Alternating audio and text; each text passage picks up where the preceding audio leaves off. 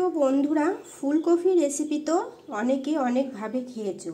ফুলকপি বাটা রেসিপিটা কি তোমরা একবার হলেও বানিয়েছো?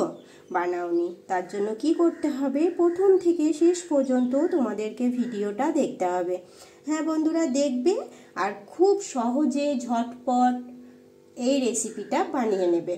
ছোট বড় সকলের এই রেসিপিটা খুব খুব খুব মজা করে আনন্দ করে খেয়ে নেবে। আর একবার নয়, তখন পরিবারের সকলে এই রেসিপিটা তোমাদেরকে বানানোর জন্য বারবার বায়না রাখবে।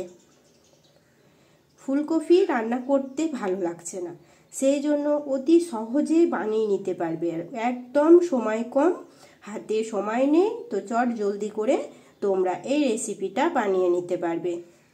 যেমন দেখতে সুন্দর, এটা খেতেও কিন্তু অনেক মজাদার হয়। তোমরা যে সকল বন্ধুরা এখনো বানাওনি, তারা খুব সহজেই ফুলকপি বাটার এই রেসিপিটা খুব সহজেই তোমরা বানিয়ে নাও আর প্রথম থেকে শেষ পর্যন্ত ভিডিওটা দেখে নাও। বন্ধুরা দেখো, ফুলকপি নিয়েছি আর ফুলকপি দিয়েই ভীষণ মজাদার একটা রেসিপি বানিয়ে তোমাদেরকে আমি দেখিয়ে নেব। আশা করছি তোমাদের অনেক ভালো লাগবে। ফুলকপি কিন্তু এখন তেমন আর ভালো লাগছে না, আর একই রকমভাবে ফুলকপিও খেতে চাইছে না।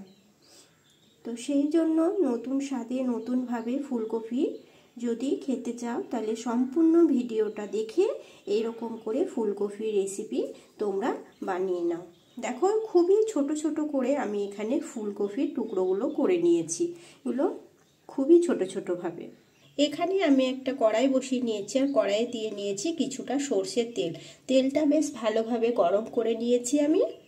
এখন এই তেলের মধ্যে একটা শুকনো লঙ্কা আমি দিয়ে নেব। শুকনো লঙ্কাটা একটু ভেঙে নিলাম আর এটা একটু ভালোভাবে ভেজে নেব। শুকনো লঙ্কা তেলটা আমি ভালোভাবে ভেজে উঠিয়ে নিয়েছি। এখন দিয়ে নিলাম অল্প একটু কালো জিরে। কালো জিরেটা দিয়ে নিয়েছি। এখন হচ্ছে ফুলকপির টুকরোগুলো আমি দিয়ে নেব। তেলটা যেহেতু আমি একটু বেশি পরিমাণ দিয়েছিলাম, সেখান থেকে খানিকটা পরিমাণ তুলে রেখেছি আর খানিকটা পরিমাণ এটার মধ্যে দিয়ে নিলাম। দেখো,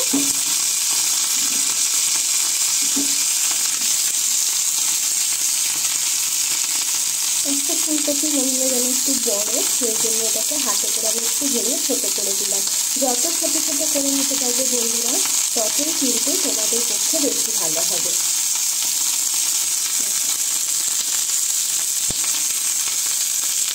আর এখানে নিয়ে নিয়েছি বড় সাইজের একটা পেঁয়াজ, এখানে নিয়ে নিয়েছি কাঁচা লঙ্কা, আর নিয়ে নিয়েছি গোটা কোয়া রসুন ছাড়িয়ে নিয়েছি। ফুলকপিটা একটু ভালোভাবে ভেজে নিতে হবে। সেই সাথে দেখো, এই যে রসুন, পেঁয়াজ, কাঁচা লঙ্কা, এগুলোও আমি একসঙ্গে সব ভেজে নেব। কাঁচা লঙ্কাগুলো একটু ফাটিয়ে নিলাম। গরম আছে, এবার এটা একটু একটা ঢাকা চাপা দিয়ে এটাকে কিছুক্ষণ ভেজে নিতে হবে। এখন লবণ হলুদটা দিব না, একটু পরে দেবো। আগে এটা একটু ভাজা ভাজা হয়ে যাক, তারপরে।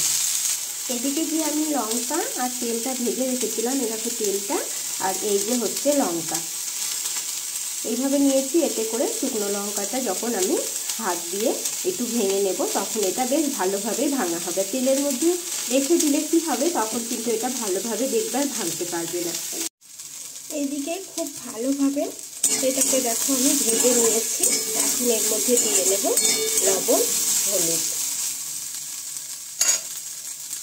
দিয়ে নিলাম স্বাদ মতো লবণ, হলুদ গুঁড়ো।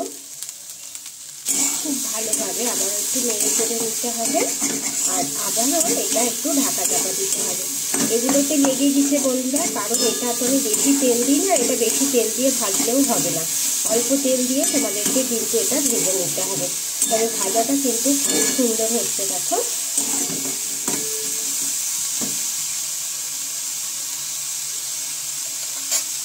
এখন আবার একটা ঢাকা চাপা দিয়ে এটা কিছুক্ষণ আমি হতে দেব।